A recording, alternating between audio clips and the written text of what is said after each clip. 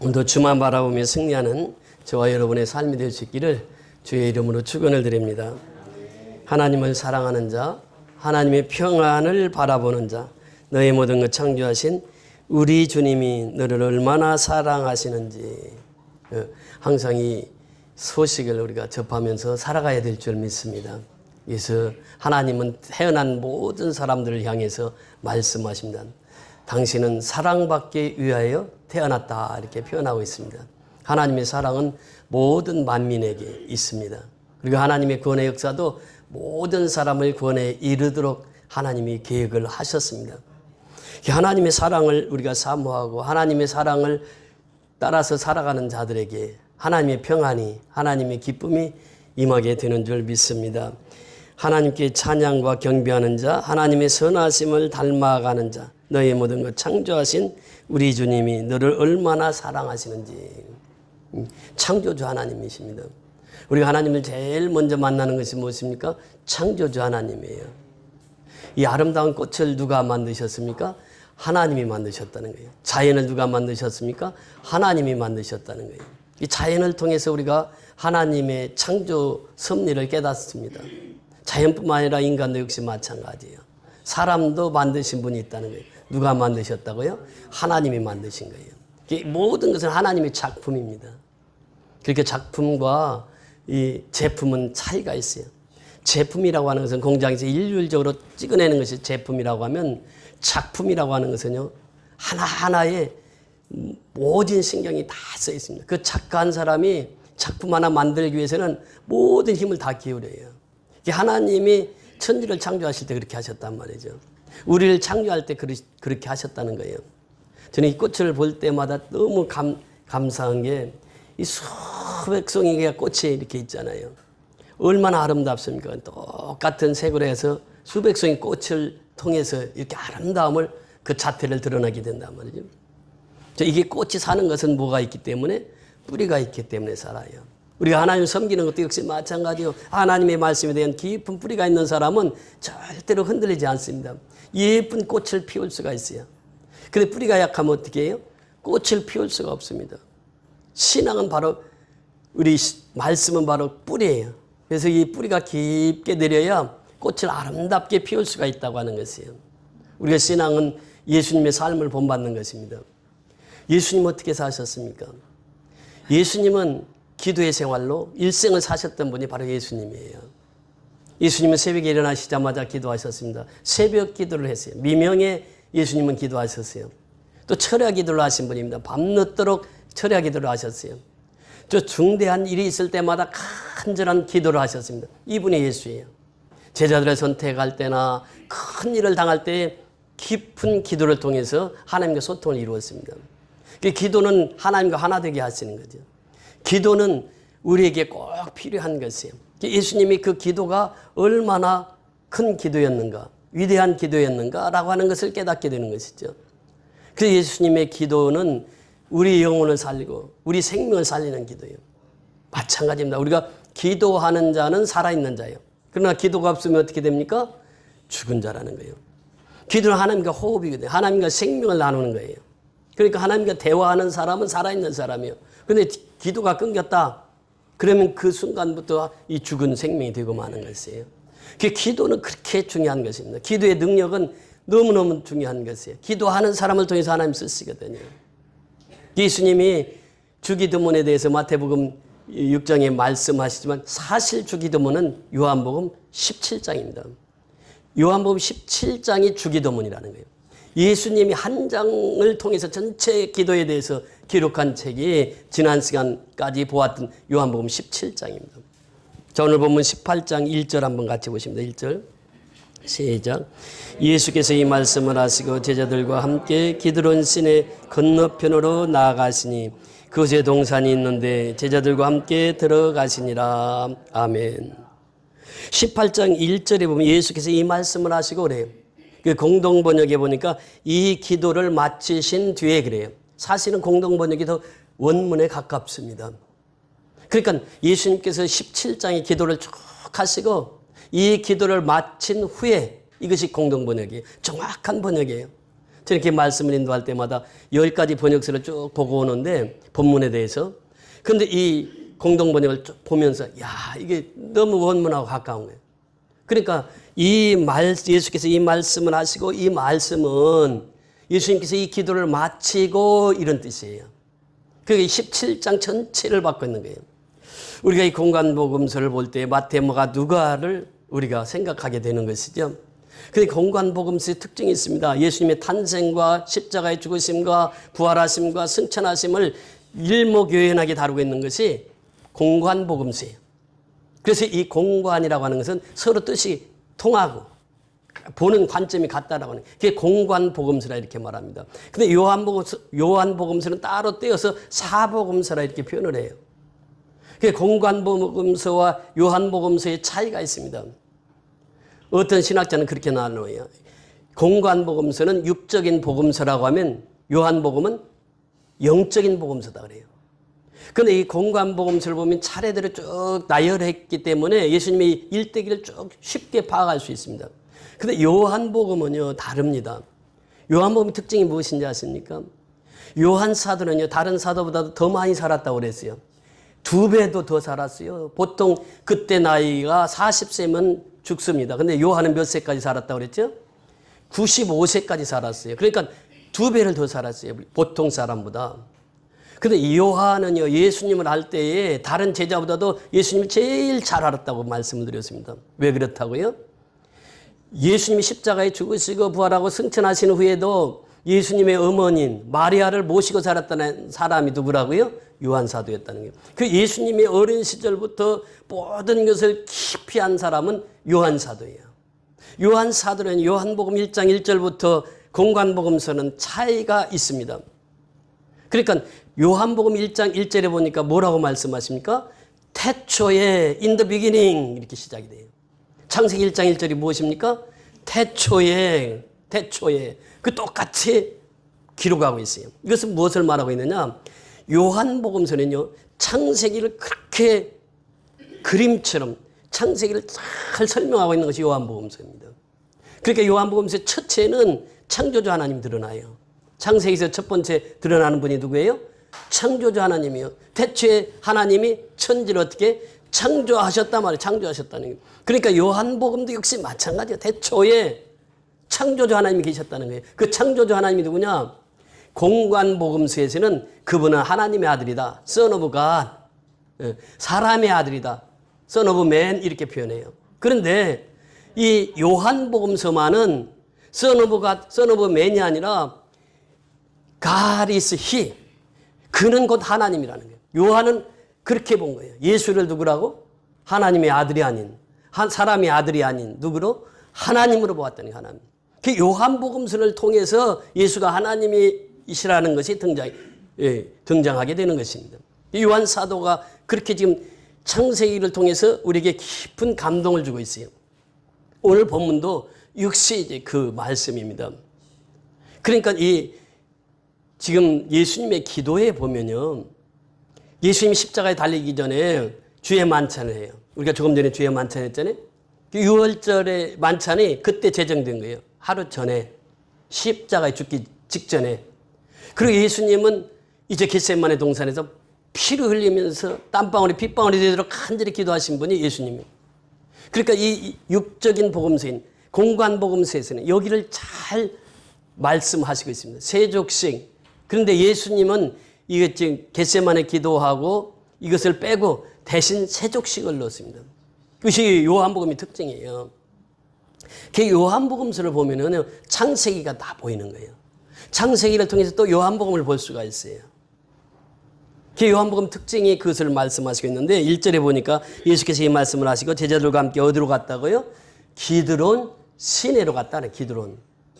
이 기드론 시내라고 하는 것은 무엇이냐? 시내인데 여기가 간헐천입니다. 그렇기 때문에 평상시는 육지예요.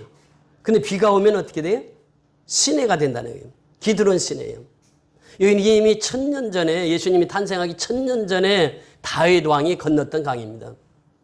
근데 다윗 왕은 자기 아들 압살롬이 정권을 찬탈했을 때예요. 그러니까 황급히 나오면서 신발도 신지 못하고 나와서 기드론 시내를 건넙니다. 그래서 시내를 건너서 이제 겟세마네 동산 감람산이 있는데 그쪽으로 피신하셨어요.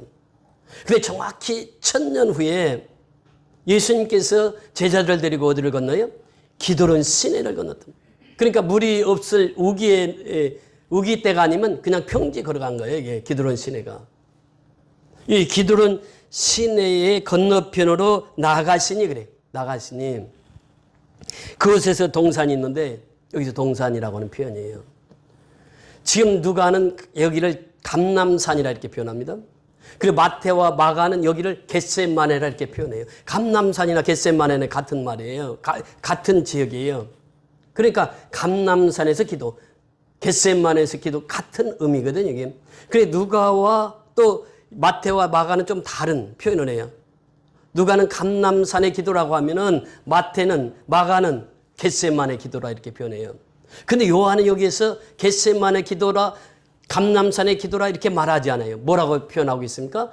동산. 그러니까 이 동산은 어느 동산을 지금 상징하고 있습니까? 에덴 동산. 여러분 보세요. 창세기 에덴 동산이 창설이 됩니다.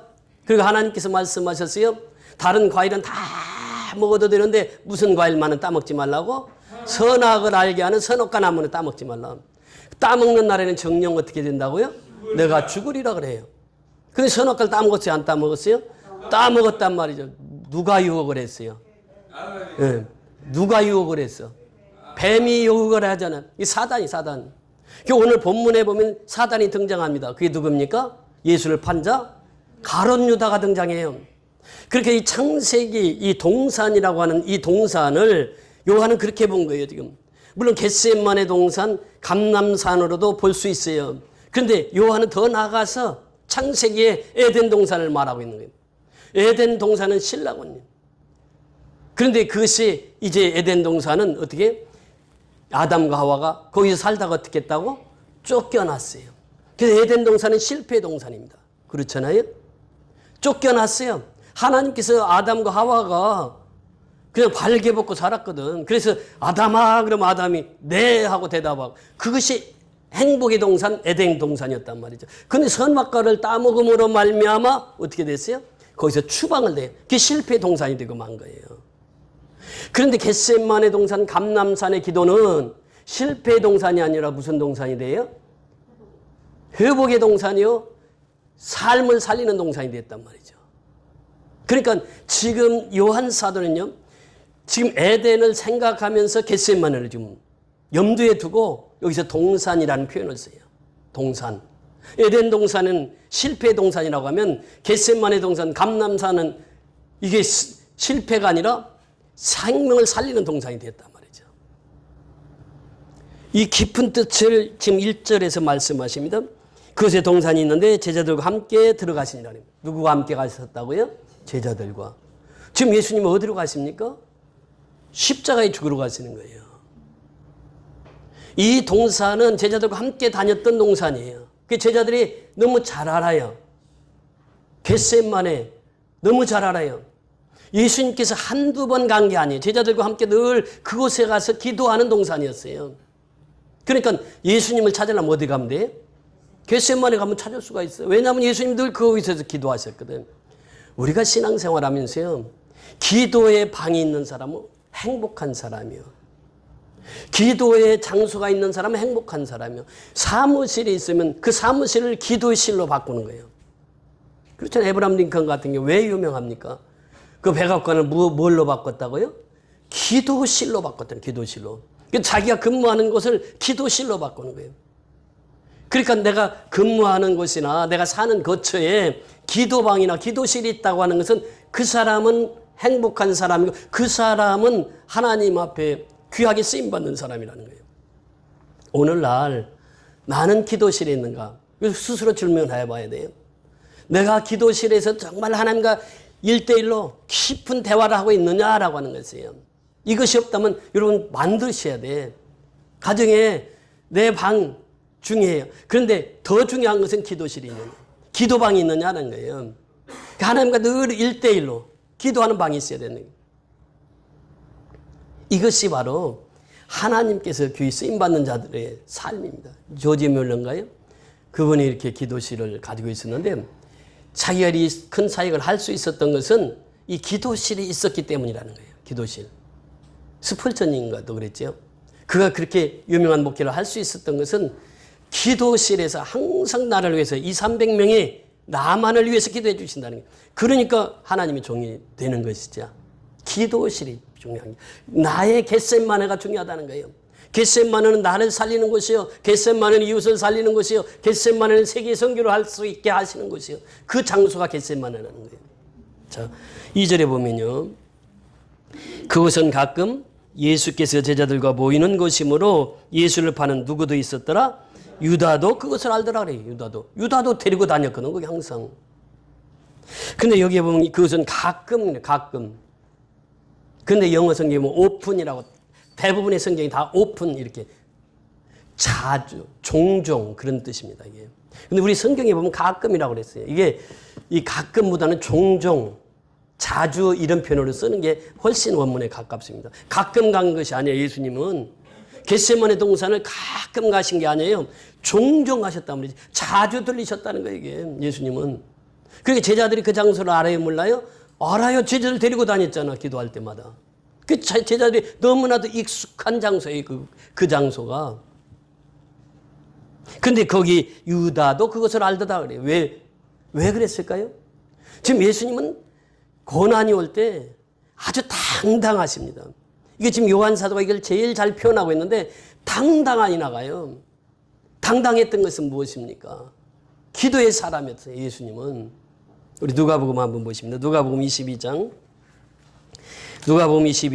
39절 이하 말씀 보십니다. 누가복음 22장 39절에서 46절까지.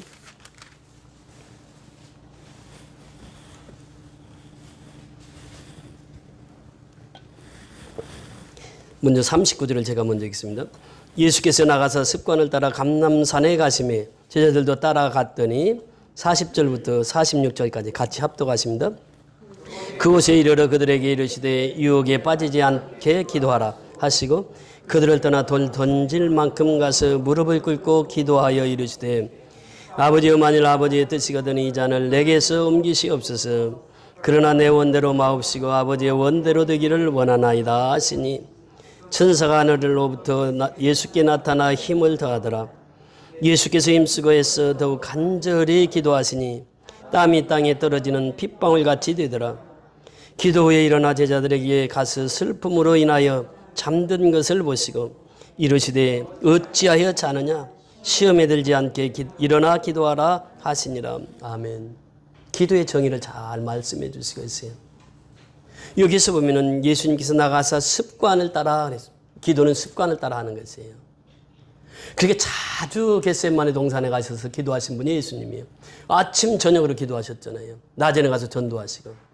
습관을 따라. 우리가 늘 우리가 기도하는데 습관을 따라 기도하는 것이 좋아요. 다니엘은 하루에 3번씩 기도하잖아요. 정해놓고 시간을. 9시, 정오, 또 오후 3시 다 정해놓고. 모슬렘도 가보니까 하루에 5번씩 기도하는데 새벽 5시부터 시작합니다. 그들은 이제 우리하고는 다른 종파지만, 이단이지만 그들은 하루에 5번씩 기도해요. 이 시간을 정해놓고 기도해요. 예수님이 시간을 정해놓고 습관을 따라. 그러니까 습관적으로 그곳에 자주 갔던 것이 겟세마네 동산이. 여기서는 이제 누가는 감람산이라고 하지만 마테마가는 겟세마네 동산이라고 이렇게 표현합니다. 감람산에 가시니 제자들도 따라갔더니 그곳에 이르러 그들에게 이르시되 어떻게 하라고? 유혹에 빠지지 않게 기도하라 하시고 그래요. 유혹에. 우리가 유혹이 참 많아요.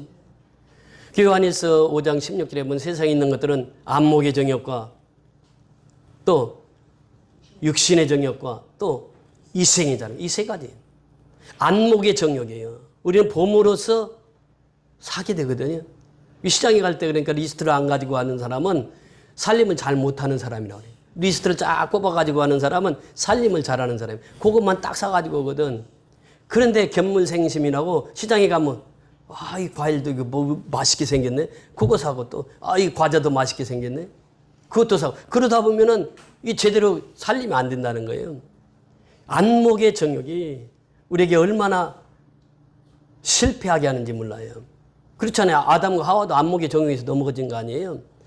그 안목의 정욕. 예수님은 안목의 정욕에 넘어졌어요? 안 넘어지셨습니까? 안목의 정욕에 절대 안 넘어지시는 분이 예수님이에요. 그 다음에 육신의 정욕이요. 사람이 먹고 사는 것부터 중요한 것이 없어요. 그러니까 그것이 마귀가 먹고 사는 문제로 가지고 또 유혹을 한단 말이죠. 이 기도하지 않는 사람은 그 육신의 정욕에 넘어가 버려요. 그래서 다음 주에 이제 말씀을 나눌 것이지만 이생의 자랑입니다. 세 번째는 사람은 높아지기를 원하는 것이 사람이에요. 사람은 한없이 높아지기를 원해요. 그러니까 이장을 하는 사람은 뭘 하기를 원해요?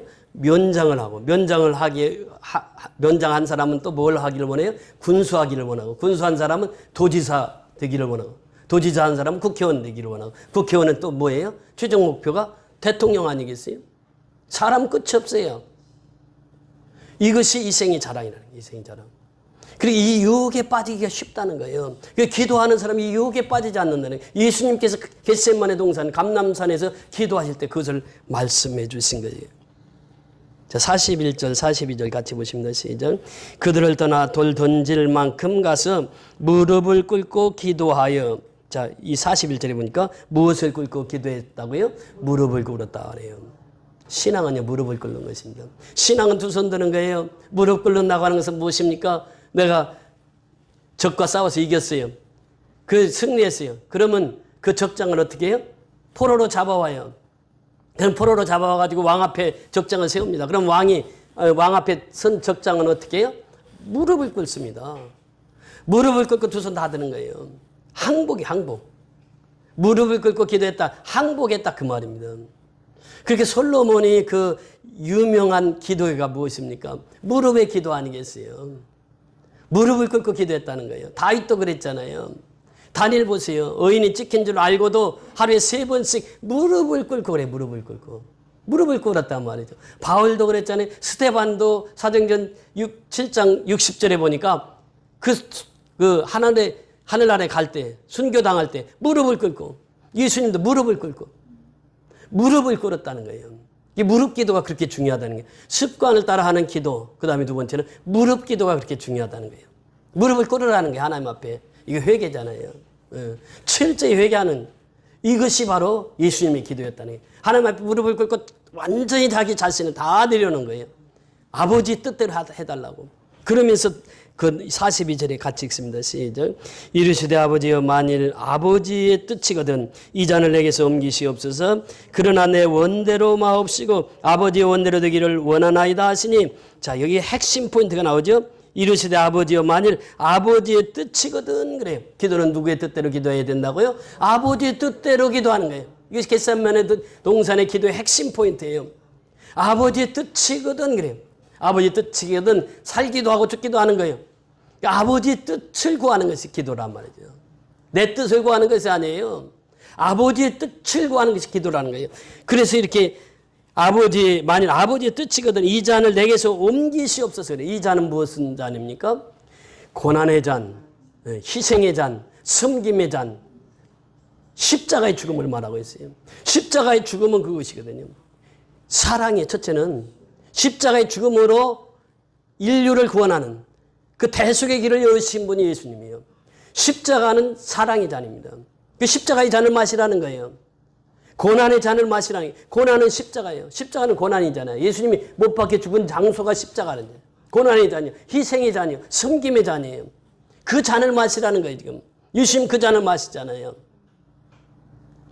그러니까 이 잔을 할만하시게도 내게서 피하시옵소서. 그래. 아버지의 뜻이 그렇다면 나 십자가에 죽기 싫어요.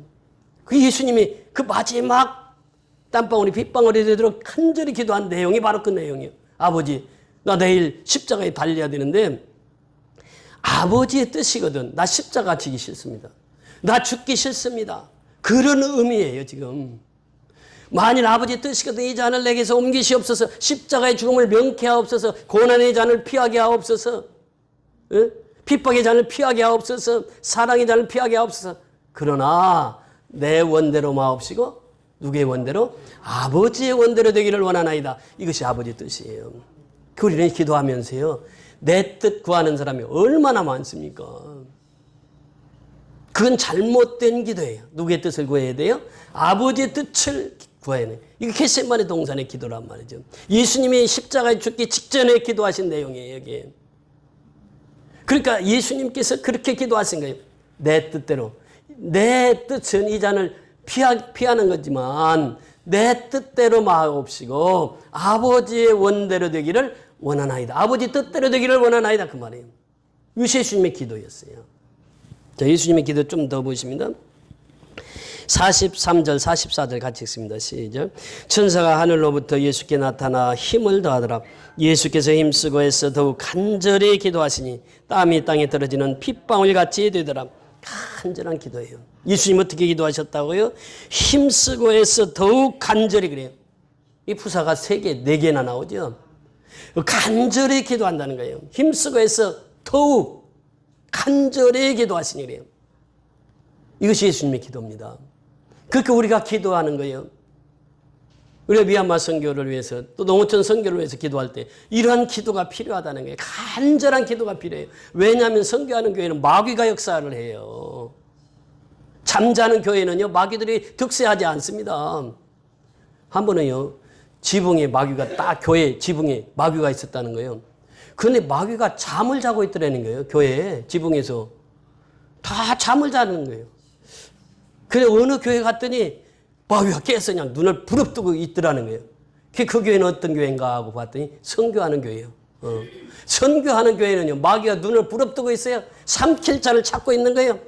왜? 선교를 누가 제일 싫어하니까? 마귀가 제일 싫어해. 이게 하나님의 사역을 제일 싫어하는 게 누구라고? 그 마귀라는 게 마귀. 그러니까요 선교하는 교회는 항상 마귀가 깨어있다는 거예요. 잠을 안 자. 선교하지 않는 교회는 마귀가 다 잠자고 있대. 그리고 마음대로 해도 괜찮아. 선교하는 교회는 그렇지 않아. 마귀가 깨어서 지키고 있는 거예요. 그래서 물에서 이탈된 자들을 마귀가 탁 덮서 물어버린 거예요. 그렇게 깨어서 기도하라고 하는 거예요. 시험에 들지 않도록. 예수님 마지막 기도가 그거거든요. 그 간절한 기도 속에는 무엇이 있느냐? 결론적으로 그래요. 그 마지막 46절 보세요. 45절 46절 다 같이 읽습니다. 시작. 기도에 일어나 제자들에게 가서 슬픔으로 인하여 잠든 것을 보시고 이르시되 어찌하여 자느냐 시험에 들지 않게 일어나 기도하라 하시니라. 시험에 들지 않게 기도하라고. 예수님 제자들은 잠자고 있었거든요. 예수님 그 철박한 상황에서 예수님 그렇게 사생결단을 하고 기도를 하는데 제자들은 자고 있어요. 그때 예수님이 하신 말씀이 뭐예요? 일어나 시험에 들지 않도록 어떻게 하라고요? 기도하라. 기도하는 사람이 하나님의 능력이 나타나는 거예요. 기도하는 사람이 선교할 수 있는 길을 열어주시는 거예요. 기도하는 사람에게 전도할 수 있는 힘을 주시는 거예요. 기도하는 사람에게 죽은 자 살리는 능력을 주시는 거예요. 그래서 기도가 중요한 거예요. 예수님께서 이 기도를 마치시고 그래요. 공동번역에 보면 그 말씀을 하시니 이 기도를 마친 후에 그리고 요한복음 18장 1절이 들어간단 말이죠. 이렇게 기도했던 예수님이에요. 오늘도 예수님의 기도는 우리의 삶의 모델이 돼야 돼요. 예수님의 기도처럼 우리가 기도하고 살아야 된다는 거예요. 그러면서 오늘 본문으로 다시 돌아와서 보면은 예수님께서 그렇게 오늘 본문 같이 보십니다. 요한복음 17장 18장 자, 3절부터 보십니다. 3절 같이 읽습니다. 시작. 유다가 군대와 대제사장들과 바리새인들에게서 얻은 아랫사람들을 데리고 등과 횃불과 무기를 가지고 그리로 오는지라. 유다가 누구예요? 무슨 유다예요? 가룟 유다예요. 가룟 유다가 누구랑 같이 와요? 군대와, 여기서 군대는 600명을 거느린 군대를 말하고 있습니다. 로마병 군대가 지금 몇백 명이 온다고요? 600명 와요. 누가 한 사람 잡으러? 예수 한 사람 잡으러. 600명이요. 자, 군대와 또 누가 있어요? 대제사장들과 바리새인들에게서 얻은 아랫사람들을 데리고 그래요. 아랫사람들 데리고. 그래서 여기 적어도 이 사람들이 몇백 명 되느냐? 한 400명 봅니다. 성경학자들은요. 좋기 1000명을 보는 거예요. 누구 한 사람 잡으러? 예수님 한 사람 잡으러 1000명이 군대 600명 정예군인 로마 군인이면요 그 당시 최고의 병력이에요. 로마 군인은요 그 당시에 최고의 병력을 가진 거기서 600명을 풀었어요. 600명에다가 그것도 부족해. 그 대제사장들과 바리새인 이게 상충 기간이었거든요. 근데 예수를 체포하는 데에서는 하나가 돼. 악의 무리가 그러거든요. 평상시는 둘이 싸워. 근데 적이 딱 나타났다 그러면 악이 악대로 딱 뭉쳐버려요. 지금 이 상황이거든요. 그러니까 예수님을 체포하는 데는요, 그전에는 서로가 의견이 달라가지고 같은 노선을 걷지 않았는데 예수를 체포한다고 하니까 군인들과 함께 대제사장들 또 바리새인들 하속들 다 모인 거예요. 그 적어도 1000명이 왔다. 1000명이. 언제? 낮에 밤에. 밤에 와요. 뭘 들었어요? 등불을 가지고 횃불을 가졌어요. 그 다음에 또 뭘 가졌다고요? 여기 보세요. 횃불을 가지고 등을 가지고 그 다음에 뭘 가졌다고? 무기 가졌어요. 무기. 예수님 체포하는데 군인들이 다 무기 들고 오는 거예요. 지금. 이 상황이죠. 한 사람 체포하기 위해서 군대를 동원하고 로마군은 제일 잘 나가는 로마 정예 군대를 딱. 그리고 이제 그 하속들이 한 400명, 한 1000여 명이 밤에 횃불 들고 지금 찾으러 온 거예요. 어디로? 겟세마네 동산으로. 누가 잘하는 곳? 유다가 잘하는 곳. 마귀가 잘하는 곳이에요. 유다는 마귀잖아 지금. 예수를 팔려고 지금 군대들을 동원해가지고 오잖아 유다가. 이 유다가 잘 아는 곳으로 갔어요. 누가? 예수님이. 기드론 시내가를 건너서 겟세마네 동산, 감람산이 유다가 너무 잘 아는 동산이란 말이에요. 예수를 찾으려면 어디로 가면 된다고? 겟세마네 동산에 가면 돼. 그 예수님 체포하는 거예요. 지금 체포하는데 군사들을 그렇게 이끌고 그 하속들을 데리고 어디로 갔어요? 겟세마네 동산에 갔지. 누가 잘한다고? 가룟 유다가 너무 잘 알아요. 그 지리에 대해서 환해 가룟 유다. 왜? 예수님과 함께 기도하러 많이 다녔거든. 마귀가 잘 아는 그 장소에 예수님이 가신 거예요. 왜 그랬을까요? 예수님의 당당함입니다. 당당하며. 기도하는 사람은 당당합니다. 두려워하지 않아요. 그게 에스더가 그 나라가 풍전등화격에 있을 때 3일 나를 위해서 금식하며 기도해달라고. 나도 3일 금식하겠노라고. 그리고 법을 어기고 규령을 어기고 법을 어기고 내가 왕 앞에 나가리라. 그러면서 하는 말이 무엇입니까? 에스더 4장 16절에 보니까 죽으면 죽으리라 그래요. 죽으면 죽으리라. 담대해요. 목숨 내놓고 가요. 이 에스더가. 그래서 유다 민족의 구원을 받습니다. 다니엘 보세요. 사자굴에 던져져요. 사자굴 밥이 돼요. 이제 죽음 위기에 있어요. 그때 다니엘은 하루에 3번씩 열린 창을 향해서 예루살렘을 향해서 기도하는 거예요. 뭐 어떻게 하고? 무릎을 꿇고 기도해요.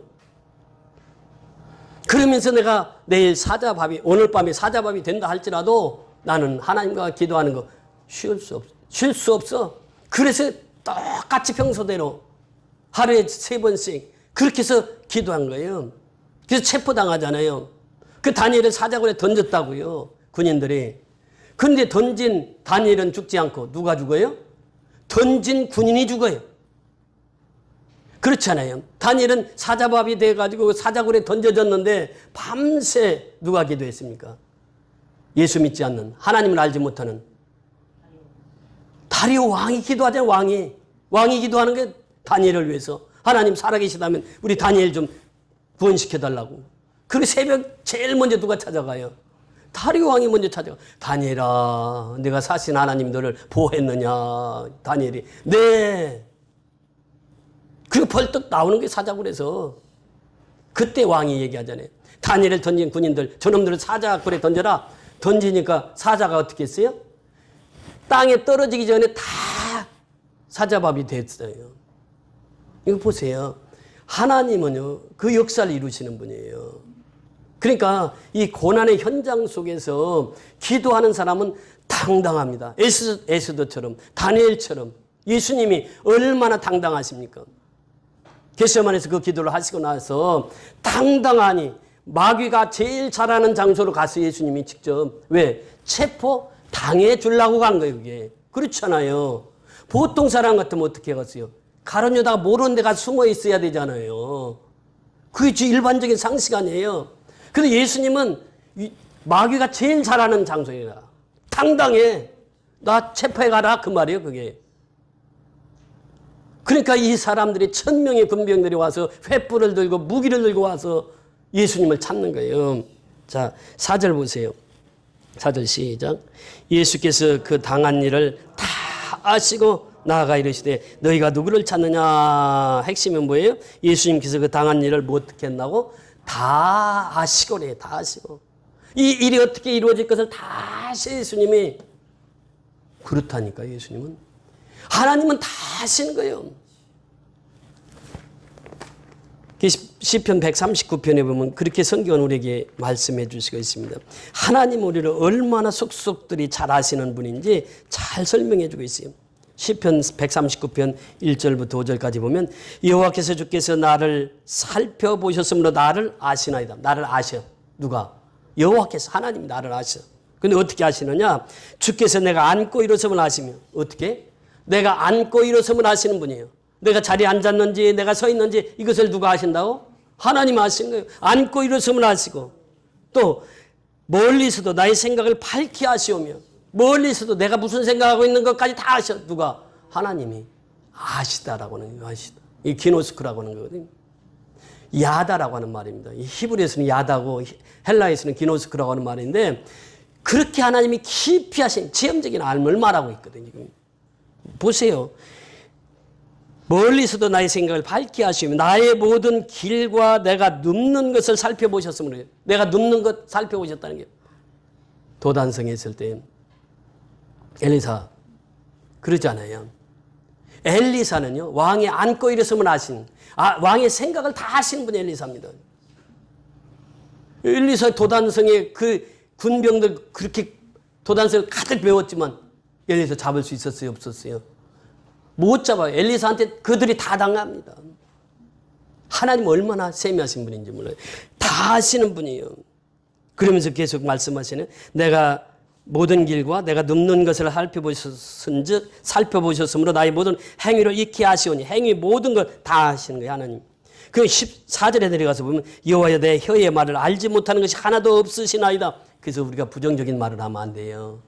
부정적인 말 하는 거 하나님 다 듣고 계세요. 열두 정탐꾼에게 하신 말씀이 내 귀에 들린 대로 내가 어떻게 한다고? 행하리라. 부정적인 말을 하는 사람들이 있어요. 그러면 그 사람은 부정적인 삶을 살아가는 거예요. 그대로 하나님이 그대로 갚아주시거든. 그리고 예수 믿는 사람은 항상 긍정적입니다. 어떤 어려움 속에서도 우리가 긍정적으로 살아갈 수 있는 것은 하나님께서 내가 말하는 거 다 듣고 계시기 때문에 그래요. 내 혀의 말을 알지 못하는 것이 하나도 없으시나이다. 주께서 내 앞뒤를 둘러싸시고 내게 안수하셨나이다. 그러니까 하나님은 이렇게 하시는 분이에요. 나를 제일 잘 아시는 분이 누구라고? 하나님이세요. 우리 강신 집사를 제일 잘 아시는 분이 누굴까? 사람으로서는 어머니가 잘 알지. 왜냐? 어머니는 낳았잖아요. 10달 동안 뱃속에서 있다가 낳았어. 그게 키웠어. 그러니까 강신에 대한 모든 것을 어머니가 잘 알아. 근데 어머니보다도 더 잘 아시는 분이 있어요. 누구라고? 그분이 하나님이시라고. 하나님. 내 부모보다도 나를 더 잘 아시는 분이 있는데 그분이 하나님이시라는 거예요. 그 예수님은 다 아시는 게 지금 이 상황 전체를 보면. 그러니까 이 군병들이 그렇게 군병들이 600명에다가 1000여 명이 잡으러 왔는데 횃불을 가지고 무기를 가지고 예수님 체포하러 왔는데 예수님은 그거 아셨다 모르셨다? 다 아시고 계시는 거예요. 다 아시고 계시는 거예요. 그러면서 예수님 말씀하시는 것입니다. 4절에 보니까 그 당한 일을 다 아시고 나아가 이르시되 너희가 뭐라고요? 누구를 찾느냐 그래. 누구를 찾느냐. 여기는 요한복음에서만 기록되고 있는 사건이에요. 지금 공관복음에서는 이 사건이 나오질 않아요. 그런데 예수님은 그 당당해 너희가 누구를 찾느냐? 군병들에게 묻는 거예요. 체포하러 온 군병들에게. 누가? 예수님이. 당신을 체포하러 왔는데 당신이 먼저 물어봐. 너희가 누구를 찾느냐? 5절에 뭐라고 말씀하십니까? 5절에 시작. 대답하되 나사렛 예수라 하시거늘 이르시되 내가 그니라 하시니라. 그를 파는 유다도 그들과 함께 섰더라. 자, 여기서 핵심 포인트가 나오죠. 오늘 말씀의 제목이 무엇입니까? 내가 그니라. 내가 그니라. 너희들 나 찾으러 왔지? 나 잡으러 왔지? 내가 그야. 내가 너희들이 찾고 있는 예수야. 나야 나. 당당한 이 말씀입니다. 여기서 그가 내가 그니라 이 말은요.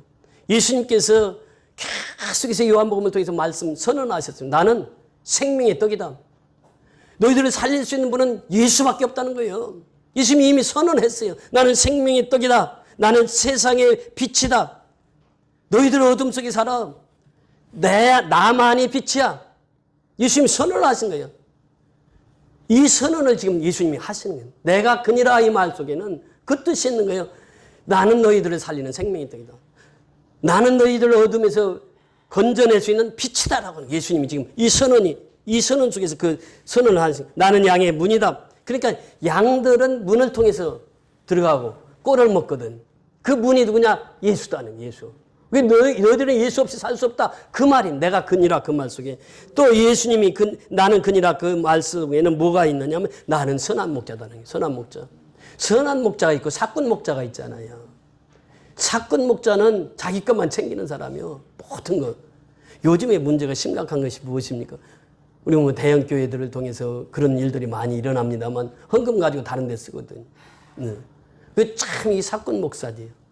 총이 한 번 하면 돈이 수억이 들어가요. 수억이. 저도 교단 일들을 좀 맡아서 해봤잖아요. 돈이 많이 들어가. 이게. 교회들이 헌금행 돈을 갖다가 그런 데다 쓰는 거예요. 우리 장로님 중심이 딱 잡혀 있어요. 절대 그런 데 돈 안 씁니다. 허투루 전혀 안 써요. 헌금은 어떻게 써야 돼요? 선교하는 데 써야 돼. 그렇잖아요. 하나님 기뻐하시는 곳에 써야 돼. 왜 사람 정치하는 데 쓰냐고 돈을. 허투루 쓰면 안 되거든 이게. 정말 하나님께 바르게 해야 돼요. 그러니까 선한 목자가 있으면 거짓 목자도 있어요. 선한 목자가 있으면 악한 목자도 있다는 거예요. 예수님은 나는 선한 목자라고 선언했어요. 내가 그니라 그 속에 그 말씀이 들어가요. 그러면서 더 나가서 뭐라고 말씀하십니까? 나는 부활이요 생명이다. 너희들은 나를 믿어야 살아. 내가 부활이고 생명이야. 내가 곧 길이야. 내가 진리야. 내가 생명이야. 이 말을 선언하신 거예요. 나는 참 포도나무야. 이것을 선언한 것입니다. 예수님께서 7가지 선언하잖아요. 나는 이다라고는 선언. 이 선언을 한 군데로 집약해 놓은 것이 뭐냐? 내가 그니라. 에고 에임이 그래. 에고 에임이. I am 그래. 나는 이다라는 선언을 해요. 너희들이 나를 잡으러 왔어. 내가 그야. 이 선언 속에서 그 위대한 선언이 선포되는 것입니다. 그렇게 예수님은요. 오늘날도 역시 마찬가지죠. 예수님만이 세상의 빛이에요. 어둠을 밝힐 수 있는 분은 예수님밖에 없습니다. 생명이었던 예수님이에요. 예수님으로 말미암아 우리가 살아갈 수 있어요. 하루하루를. 선한 목자는 예수예요. 거짓 목자도 있어요. 사건 목자도 있어요. 그러나 예수님은 선한 목자라는 선언을 하는 거예요. 예수님은 내가 길이다 진리다 생명이다. 나는 부활이다 생명이다. 나는 참 포도나무다. 그러니까 너희는 누구에게 붙어 있어야 돼요? 예수님 안에 붙어 있어야 돼요. 이 선언이 바로 나는 그니라 그러는 선언입니다. 얼마나 위대한 선언입니까? 이제 다음 주에 보시겠습니다만 저는 이 말씀을 묵상하면서 너무 가슴이 뛰었어요. 내가 그니라 내가 그니라. 얼마나 당당합니까? 예수님이. 자기를 체포하러 군인이 600명이 무기를 들고 왔어. 예수님 빈몸이야. 빈무장이야. 무장 하나도 안 했어. 그런데 그들 앞에 나가서 당당하게 내가 그니라 그래. 내가 그니라. 이 말 듣고요. 놀라 자빠집니다. 이게 다음 주에 연결되겠습니다만 놀라 자빠져버려요. 그냥 이 말을 듣고. 저기들은 무장 다 했어. 체포하러 왔어. 근데 예수님을 체포하러 왔는데 예수님이 내가 그니라 그래. 내가 그니라. 나 체포해가. 이 말씀이에요. 오늘날도 역시 마찬가지입니다. 우리가 신앙은요. 기도에서부터 출발이 돼요. 기도 없으면요. 영적으로 죽은 사람이요. 호흡을 하지 않는 사람이거든요. 호흡하지 않으면 어떤 사람이요? 죽은 사람이요. 그래서 기도 없이는요. 신앙생활 할 수가 없습니다. 예수님께서 요한복음 17장을 통해서 그 기도를 다 우리에게 가르쳐 줬어요. 핵심은 무엇입니까? 하나 되게 하기 위해서. 예수 믿는 사람 하나 되는. 네. 그렇게 기도하시고 예수님 오늘 말씀하신 것도 기도로서 그 말씀을 하시고 기도하시고 예수님께서 담대하게 그들을 선제적으로 이끌어 가잖아요. 너 누구 찾느냐? 나 나사렛 예수 찾는데요. 내가 그니라. 내가 그니. 나 잡아가. 예수님. 얼마나 당당하십니까? 오늘날도 역시 마찬가지입니다. 우리가 신앙은요. 예수님처럼 당당하게 살아가는 거예요. 내가 정말 기도하는 사람은요. 두려움이 사라집니다. 염려가 사라집니다. 근심이 사라집니다. 이것이 내 속에 있다고 하는 것은 내가 기도하지 않았다고 하는 것이에요. 기도하는 사람이 이거 다 사라지거든요. 그래서 우리가 기도해서 승리하는 선교연합회 모든 성도들이 될 수 있기를 주의 이름으로 축원을 드립니다. 할렐루야. 고맙고 감사하신 아버지 은혜를 감사를 드립니다. 예수님께서 그 겟세마네 동산에서 우리 기도의 본을 보여주셨고 우리가 아버지는 그 기도의 본을 따라 살기를 원합니다. 그래서 아버지 하나님 이제 예수님께서 행하신 기도 또 요한복음 17장에서 우리에게 아버지는 베풀어 주신 기도 그 17장의 기도를 우리가 깊이 묵상하고 우리가 행함으로 말미암아 예수님처럼 당당하게 살아갈 수 있기를 원합니다. 세상에서 우리를 어떻게 한다 할지라도 우리는 복음 안에서 당당하니 바울처럼 내 생명을 조금 더 부끄러워하지 아니하고 당당하게 예수의 복음을 증거하는 아버님 증거자로 살아갈 수 있도록 인도하여 주시옵소서. 오직 성령이 너에게 임하시면 너희가 권능을 받고 예루살렘과 온 유대와 사마리아와 땅끝까지 이르러 내 증인이 되리라 말씀하셨사오니 증인은 곧 순교요. 순교자로 하루하루를 살아가는 우리의 삶이 되게 축복하여 주시옵소서. 그래서 우리가 섬기는 미얀마 땅 또 우리가 섬기는 농어촌 선교를 주님께서 붙들어 주셔서 이렇게 아버지 하나님 앞에 하루하루 삶이 이제 기도로서 승리하는 삶을 살아갈 수 있도록 축복하여 주시옵소서. 예수님의 기도를 본받아서 우리도 매일처럼 기도하는 자 되게 하시고 예수님처럼 당당하게 내가 그니라라고 하는 선포하며 살아가는 복된 성도들이 다 될 수 있도록 축복하여 주시옵소서. 예수 그리스도 이름으로 감사하고 축복하며 기도드리옵나이다. 아멘.